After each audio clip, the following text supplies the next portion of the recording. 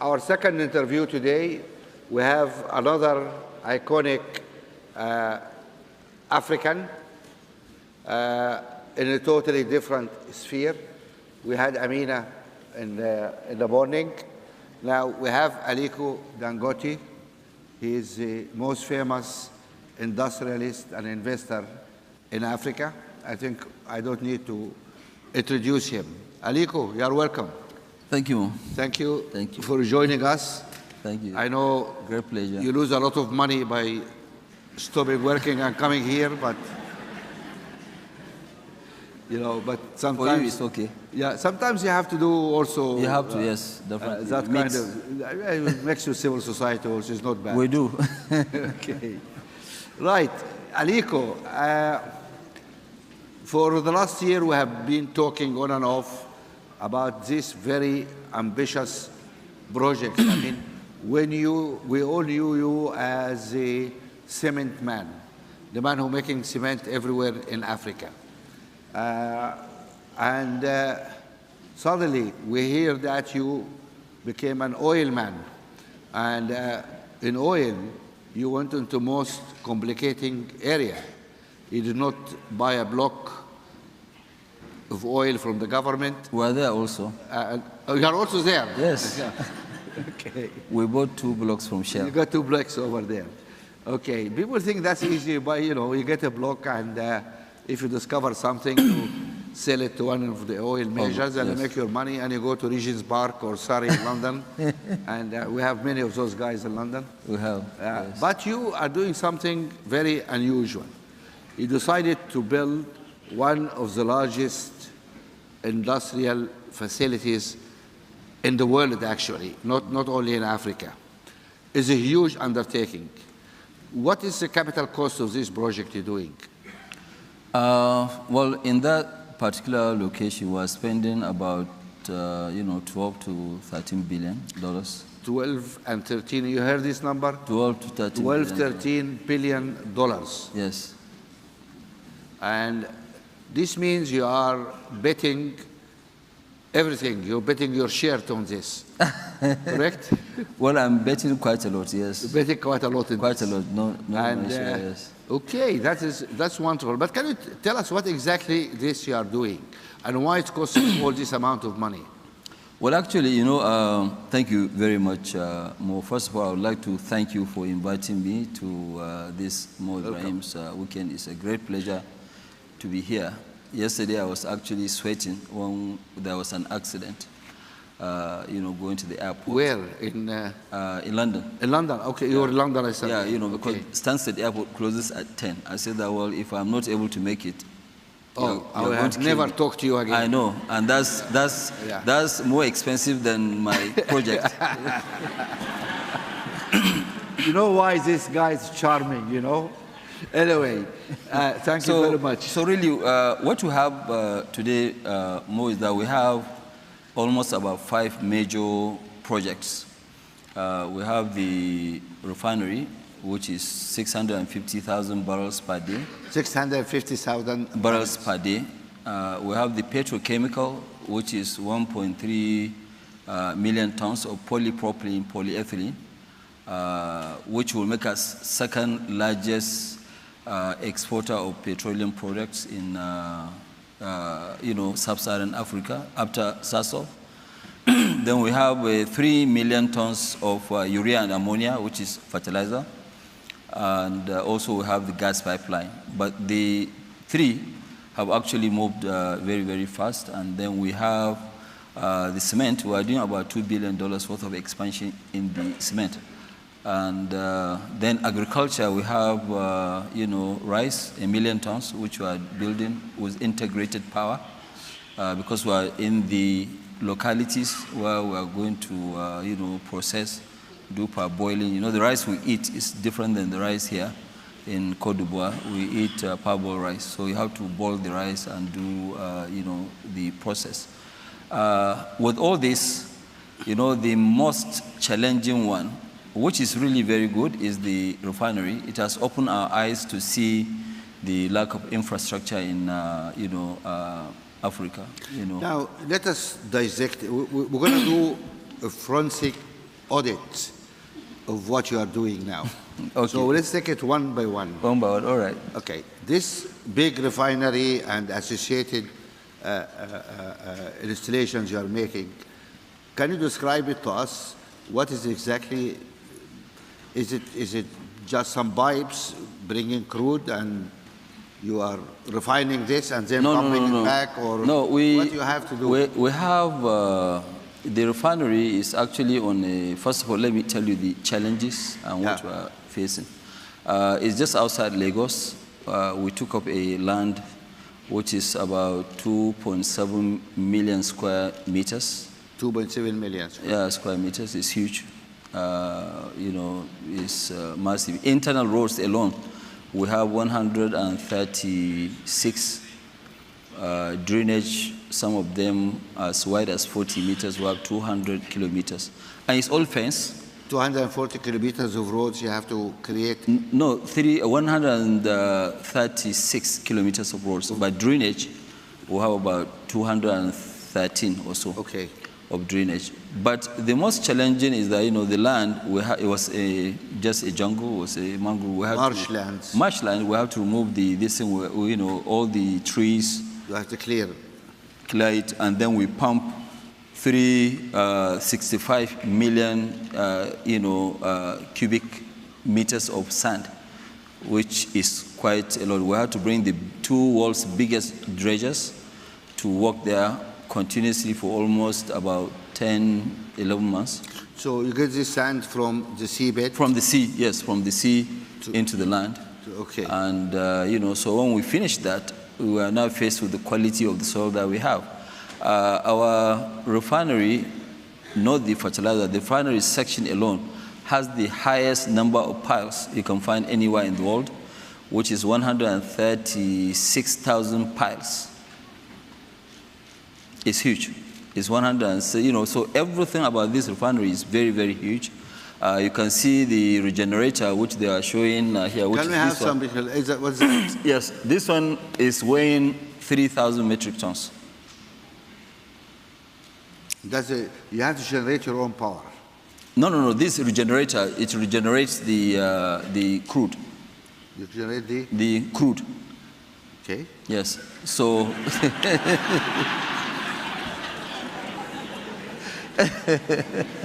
So we have this, but the real challenge of the project is that we have to build our own port, because none of the ports in Nigeria can actually take the weight. Where do you get this from? This from Hyundai, Korea. From Korea? Yeah. And you managed to ship it all the way from Korea yes, to... we have actually 7 of these. Okay. This is the biggest, then we have another smaller ones. And this thing has to be rolled out. And so the ports in Nigeria, the heaviest equipment they can take might be maybe 150 tons or so. And then we are faced with the roads. If you look at what this one is going to go on now, they put on this thing. And what we have to build a special road for all our equipment to be able to pass. What is this creature? Which is that? Well, the other one. Okay, the other one is the heaters. Filters and heaters. They are the same. Ensure the flow. The flow of the oil, to heat it up, and so we have a lot of various. We have an equipment, single one, which is 42-story building. You showed me some pictures of massive cranes. You said you have to get some of the world's biggest. There are only 3 of them available in the world. There are 5,000 tons crane. 5,000 tons. Yes, so that one you have to book maybe a year and have 2 years in advance, because there are only 3 in the world. The whole world? Yeah, in the whole world. Yeah, there are only. You have photographs of this stuff? Yeah, this is it. This is the crane. This one crane is huge. That's the crane. Yes, it has not been fully assembled. This crane has equipment over 205 containers, which they have to couple, together. So these are some of the, Is this accommodation or what you are building? No. These are the heaters. I thought you're doing real estate as well. No, it's not real estate. No, it's not real estate. But the site More, we have over 30 kilometers of fencing. 30 kilometers of fence. Concrete fencing at the site. So we have quite a lot of challenge. But what this will give us at the end of the day is to give us, 650,000 barrels of, crude processing, and total number of products that will produce will be about 32 million tons. So 32 million tons, it means that Nigeria will actually be one of the largest exporters in Africa of petroleum products. So what we are trying to do is to do exactly like what we did in cement. Nigeria used to be number 2 in the world after US in cement importation. And now Nigeria, was self-sufficient. And by this year, Nigeria will be the largest exporter of cement in Africa. Okay. With 8 million tons of expansion. Right, but I think this wonderful, this is a courageous man to put all, he bet the bank and everything on such a massive technological projects, which in Africa we're not famous for. We always go for the soft stuff. And I'm not aware of any major private investment in Africa at that scale. No, never. Which is funded by local people. Yes. And that's it. Can you give him a hand, really, for what he's doing? Thank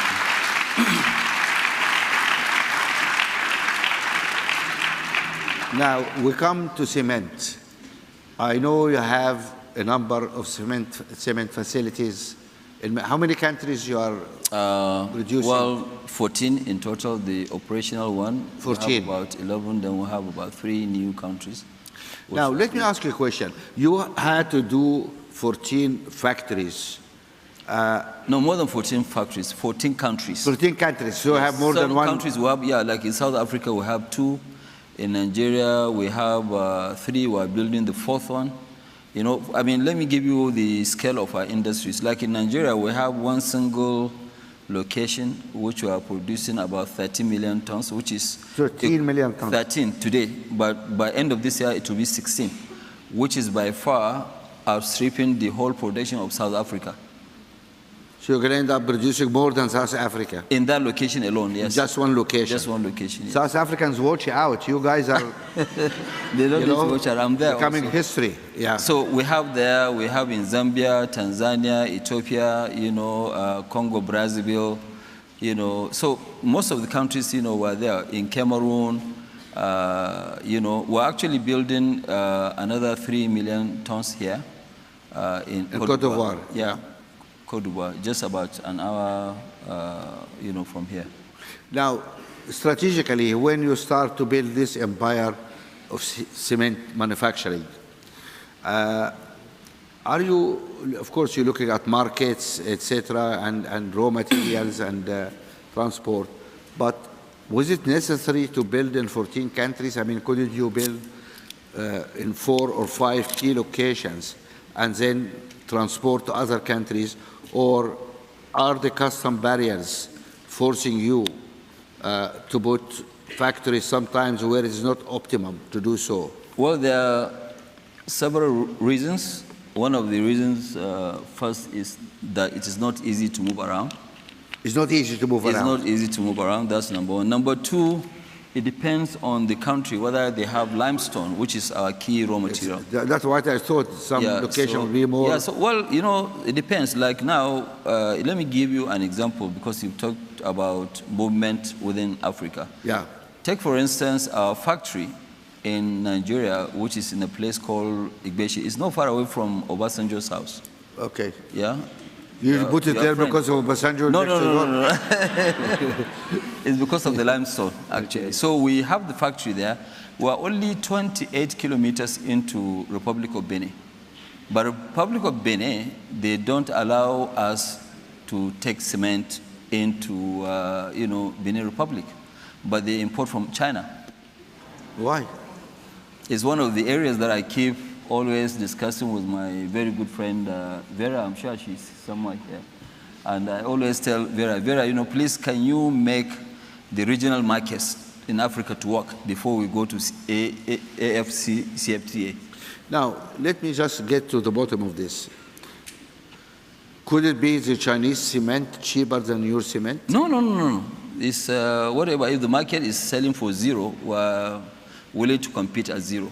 So we'll just take and sell. So you are happy to compete at price? No. It's not about competition. It's about allowing us to go in. So how come they allow Chinese and don't allow Nigerians? Honestly, Mo, you should ask the president of the country. He will give you. Do you have anybody from Benin here?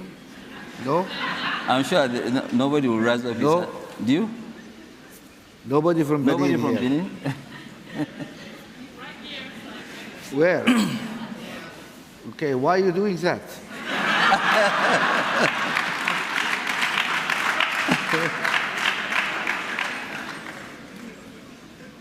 No answer.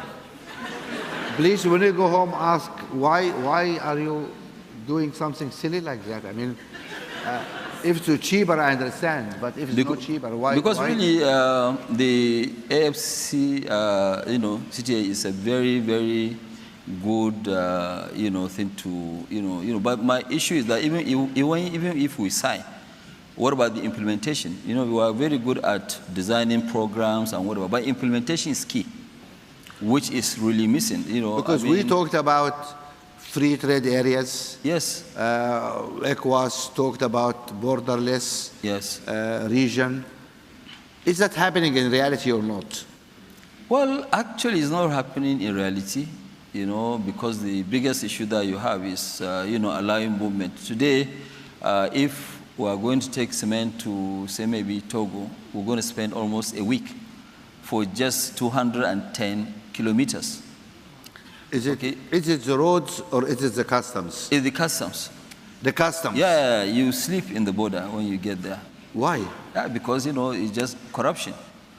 You have to pay in order to get your cement across? Well, we don't pay, but maybe that's why they're holding us. But even people who are paying, they have to spend that long period of time. Also. It's a long process, yes. So I think the CFTA will help us. But I think before we jump to CFTA, we must make sure that the regional markets are working very well. Right. I think there is some practical issue here which people need to think about. We keep celebrating in Addis Ababa signing agreements and borders and movement free.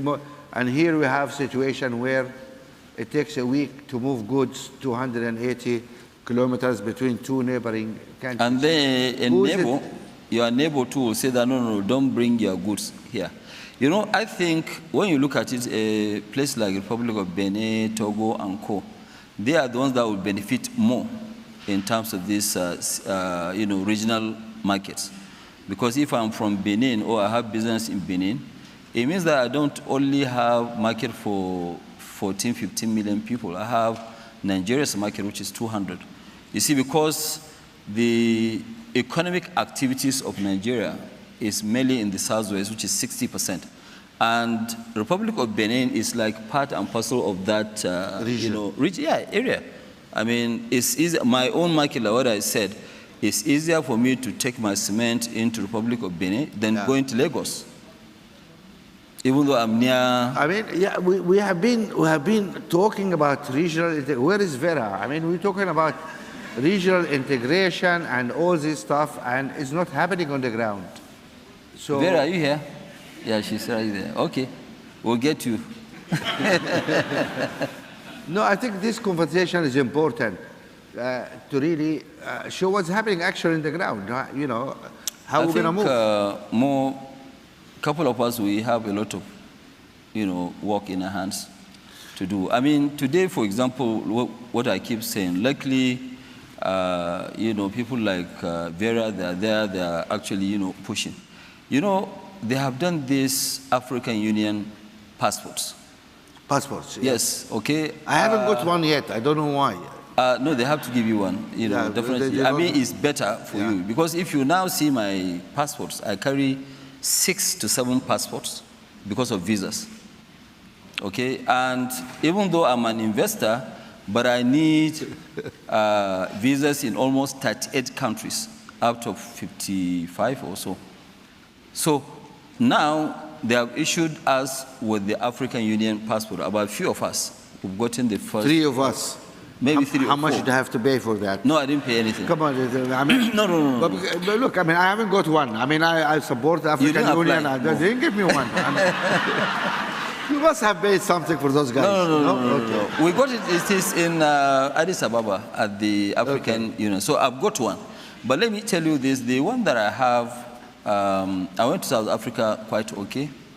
And I think you were carrying a Nigerian passport or South African passport? No, carrying African Union passport. African Union passport? Yes, but this same African Union passport, I'm sorry, since we're all talking very openly, but I was invited by the president of Angola to come and, see him.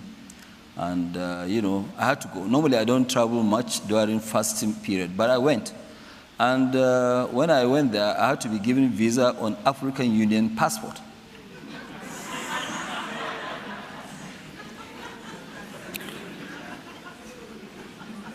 Maybe there is fees for the visa? No. There's no fees? It's not about fees. When you say African Union passport, it means that you should move some money. Everywhere.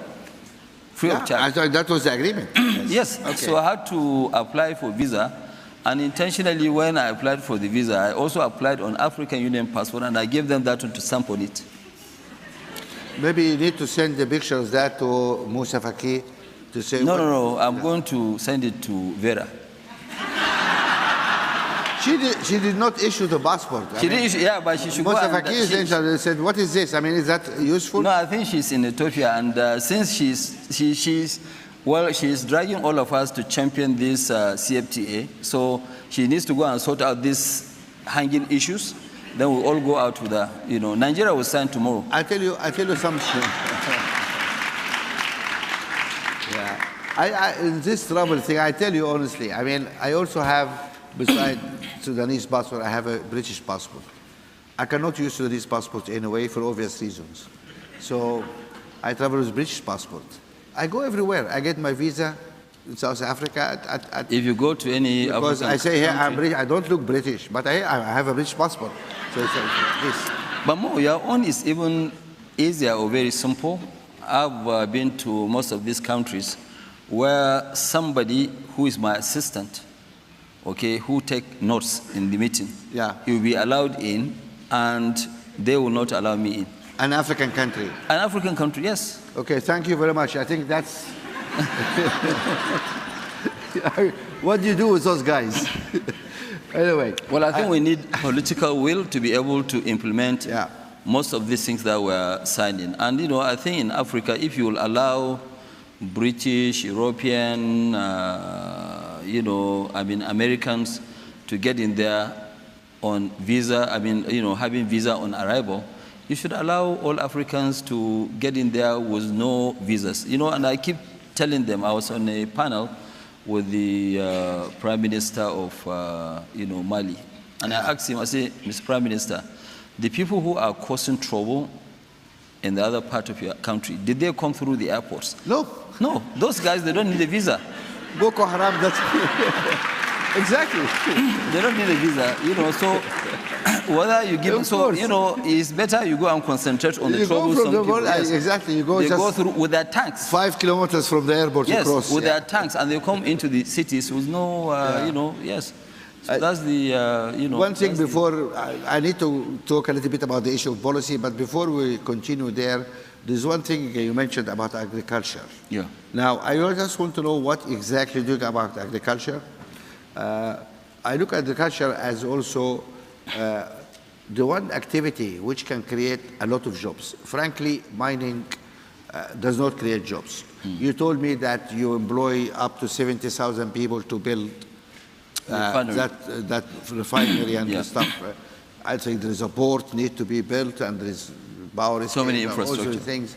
But these are not operational employment. This will be employed during the construction. Period of construction. But when you operate, but you develop a lot of skills. Yes, but when you operate, there will be only a couple of thousand or 3,000, something like that. Yes, but the indirect employment is there also. Fine. Yeah. But agriculture generates huge amount of jobs. Much more. That's why I'm interested in agriculture. Tell me, what exactly are you doing in agriculture?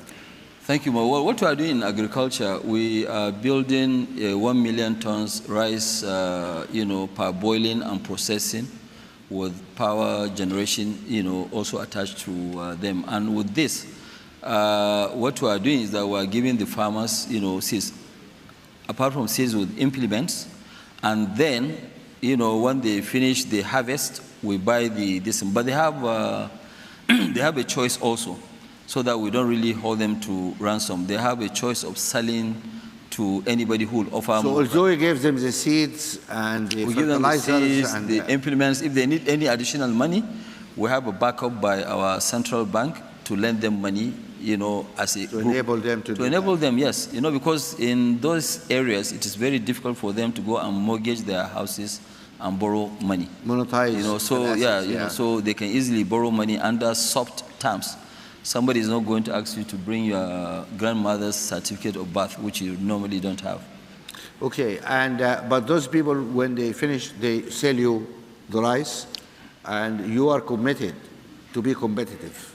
Well, committed. It's not very because I committed. lend you money, you must give it to me cheap. No. What we have agreed with them is that if my price is not right, they should give to somebody, but they should come back and pay me my money. You pay your debt, of course. Yes. That's the debt. So settled. that's what we have. But you see, you can imagine how many jobs we are going to create. How many people are going to work on this? Both that one and the sugar in the next 4 years, we're actually creating about 150,000 jobs. 150,000 jobs, yes. Interesting. I mean, this one area where Africa... But you can see the impact. We are not going to create that much jobs in the refinery, which is 12 billion. Yeah. But this one is just less than 2 billion, but you can see the amount of jobs.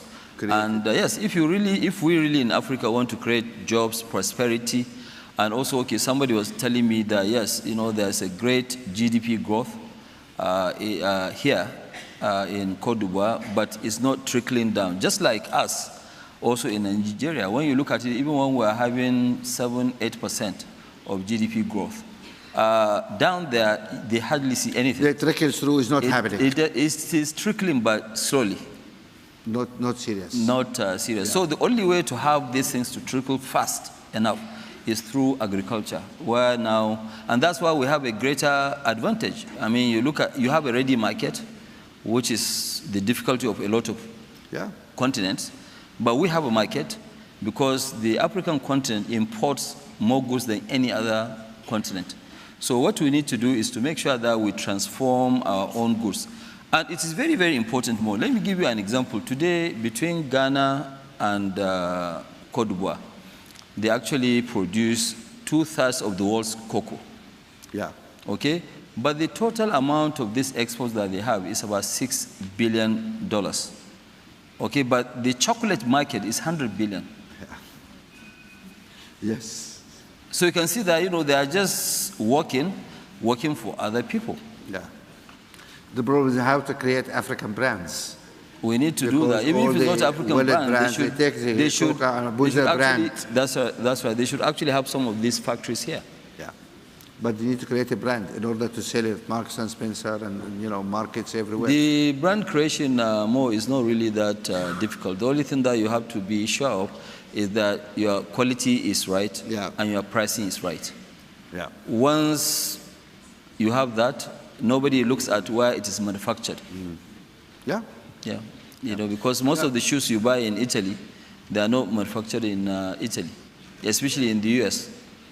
Is it U.S.? Yeah, I thought US. U.S. stopped manufacturing everything. They say China does everything now. Well, They China still make produces shoes in America?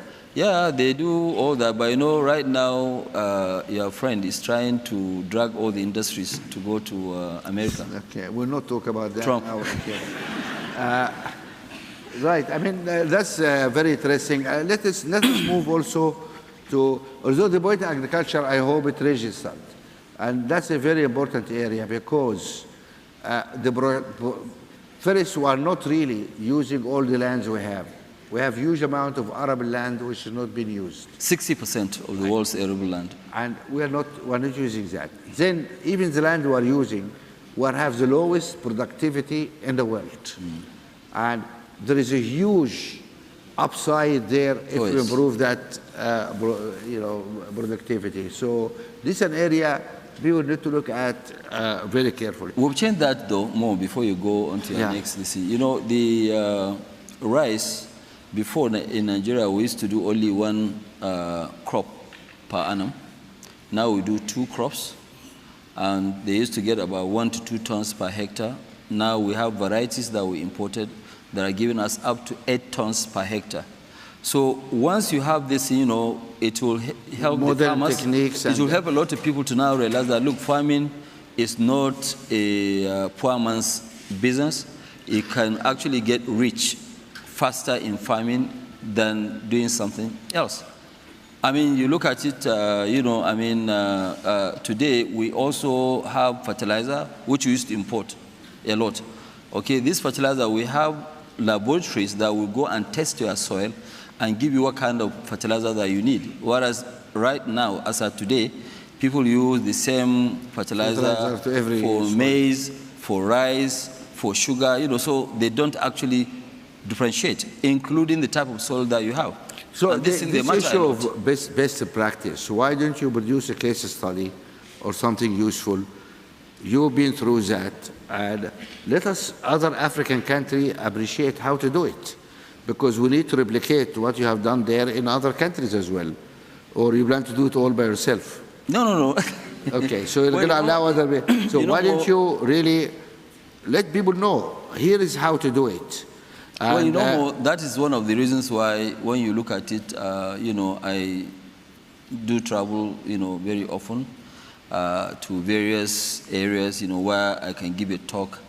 You know, sometimes inside Nigeria, sometimes outside, you know, Nigeria, just tell them that, hey, look, all this thing is a myth. Nothing is impossible. We can really make it happen. We as Africans, we can actually, you know, the issue is that, first of all, we have to understand that there are, I mean, in all the countries in the world, whether it's South Korea, Japan, US, those economies were actually built up by their own indigenes. So if we don't lead in Africa... And agriculture was the basis of the development of many of these countries. Agriculture was the basis of development of many countries. Yeah, many of these countries. It's not backward, as people think. No, it's not backward like us. But because of time, let us move on a little bit different subject to talk about you as a person. And, well, you made a lot of money now, but I guess it doesn't matter now because for you it is numbers in the banks, you know.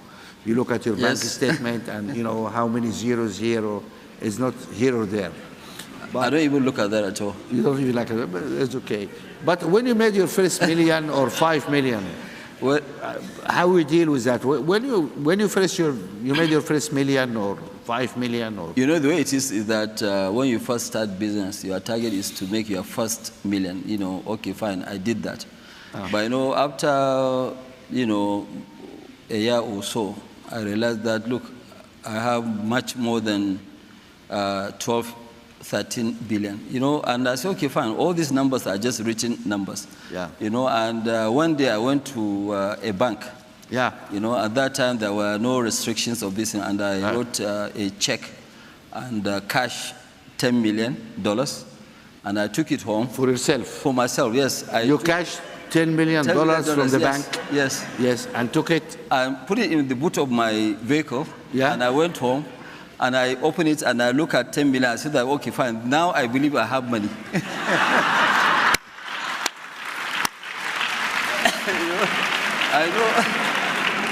I know. So you put this in the bed and slept all night on top of it. You made love to your money. It was in the boot of my car. You know, car. But I brought it, and I went there by myself. I drove myself to the bank. I cashed the money.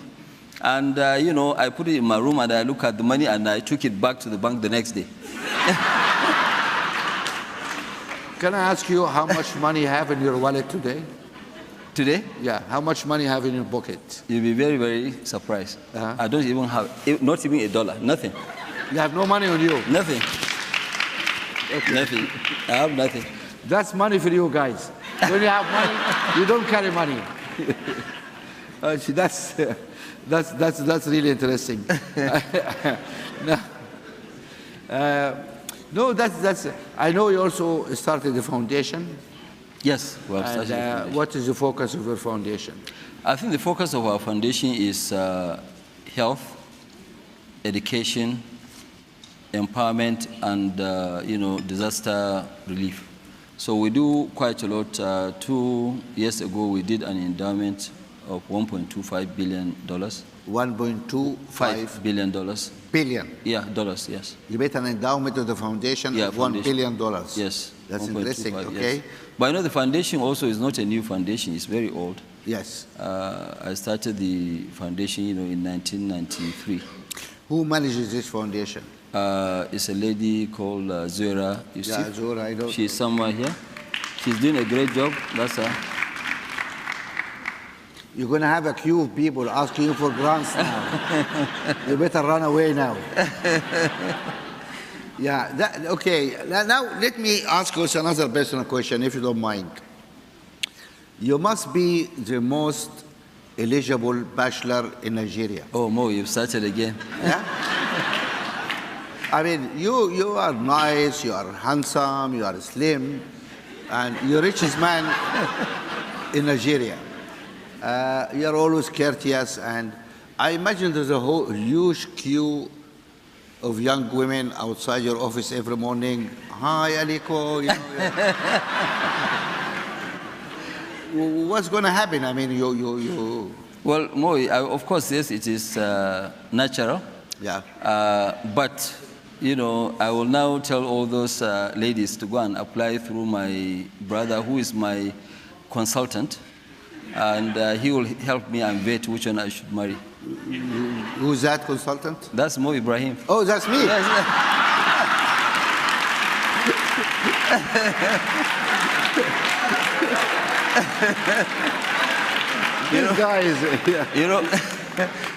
Because I was telling somebody now I'm going to receive 100,000 letters for CVs from Nigerian women. I was telling somebody that I have a one-to-one with Mo. He said, when? I said, no, in about 3 hours. He said, oh, my God. He said that, Mo is actually harder than hard talk. I said, really? He said, yes. It's better you go and face hard talk than facing Mo. I said, no, don't worry. He's my brother. He'll be sort of me. No. I think we have been kind to him today. Yes? We do not help. No, thank you very much, Aliko. Please give me a hand. And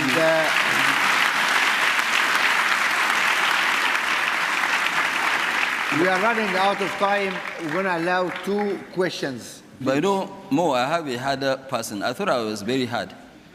You? But yes, I have somebody in the family very hard. My daughter is here, Halima. She's very hard. Oh, Halima is a character. Yes. That's why she's hiding. She doesn't want people to see her. Yeah, Halima is she's like a businesswoman, and she's building her own space now. Yes. That's wonderful. She was with us in dinner last night, actually, when you were late.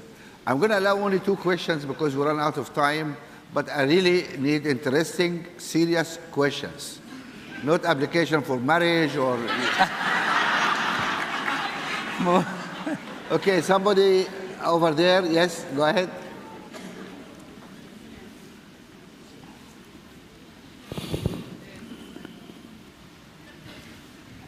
Good afternoon, Uncle Mo and Baba Aliko. My name is Velani Mboweni. I'm a South African entrepreneur from Cape Town, focusing in technology and transportation. Now, I believe that Aliko started his business at 21 years old. If you were a 21-year-old entrepreneur today, what 3 sectors would you focus on creating a business in, and what 3 factors would you believe will make you succeed? Thank you very much. Well, thank you. I think the most sectors to focus is either ICT or agriculture. These are the 2 promising this thing that you need to focus on. But you see, a lot of people, even the younger ones, we need to be also very, very careful, because one of the biggest issues with us Africans is that we spend our projected incomes. Once you start doing business starts doing well. Rather than for you to keep reinvesting into the business, you start spending money and thinking that profit will continue to come. There are ups and downs in business, so you need to be very, very focused and say, okay, fine, what do you do and how do you do those things? So you're not supposed to buy a Porsche car or... No, you are not supposed to do that. You see, because those luxury things, they also take up your time. which will not make you focus on your business. It's like what I mean, I don't have any holiday home anywhere. Yeah. I don't have a house anywhere, but I know people who are working for me, they have a house in London, but I don't. Interesting. That's why we have to put you up every time we see you, yes? But okay. One more question. That was a good question, the last one. Try to get me a better question. I cannot see in the dark, please. Okay, Because go ahead, go ahead, okay. Hi, my name is Nikki Wako. I'm from South Sudan and live and work in Belgium. I had a question about the Continental Free Trade Agreement that's being shopped around. I understand a couple of countries have had issues ratifying it because they were concerned about the private sector. And as a key member of the private sector, I would like to know, are you truly concerned about the impact of the free trade agreement on the industry in Nigeria? And secondly, the infant industry protection in the agreement, do you think that would be a challenging, or would that be a root cause for why Benin, for example, is not allowing your products in the region?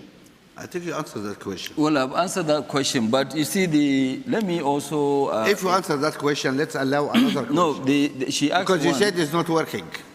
It's not working, it's true. So, what more you want to say? No, what she said was, think about the industry, right? Am I right? Yeah, well, yes. The issue is that if we'll implement it to the latter, then it's okay. You know, for example, South Africa, they signed, but they said that, yes, it has to have 80% content, local content.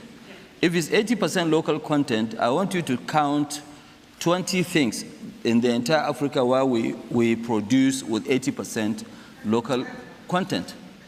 Okay, because the biggest issue that we have a structural problem in terms of industrialization in Africa. Most of the factories that we have in Africa, they are just assembly plants. Assembly, yes. Okay, so they don't really process local raw material to this. You know, like us now, if you look at it before in cement, we're importing. Now we produce almost every single thing in Nigeria, with the exception of what we don't have enough, which is the you know, the gypsum. Gypsum is only 3%, which is really peanuts. It's nothing. It's very cheap. It doesn't even, you know, it doesn't help us. Do you think that 80% is a high bar? I think, well, I think more we have to really protect our region because, you know, I'm sorry to say this, because a lot of people who are pushing for this CFTA, they are just looking at some of the weaker countries to go through and push their products into Africa. You know, so if we are going to, I don't mind, even if it's 70%, we can start. Even 80%, that South Africa said that, look, it has to be 80%. I think it's too high. But we can even go down to 70. The biggest challenge is the implementation. Because today, if now the Republic of Benin are not allowing me to take cement in, which is 28 kilometers, how can somebody from Côte d'Ivoire be able to now send their goods by road to Nigeria? It's only 1,000 kilometers. But it will be very difficult because he will have problems with the Republic of Benin allowing you to enter. Okay, I think we need to ask that question to our friends in Côte d'Ivoire here. Maybe ask the president. We're going to see the president in 1 hour. Yeah, well, no, Can we ask him? Yeah, we can ask him. But I think how they're going to manage to. You see, because it will help quite a lot when we have this in between all the countries. Yeah. Where people now, for example, you know, I mean, in Côte d'Ivoire, everybody wants to come now and. So let us summarize here. The message from business really is that please be real. Our political leaders, you sign agreements about free trade among African countries. Please do it.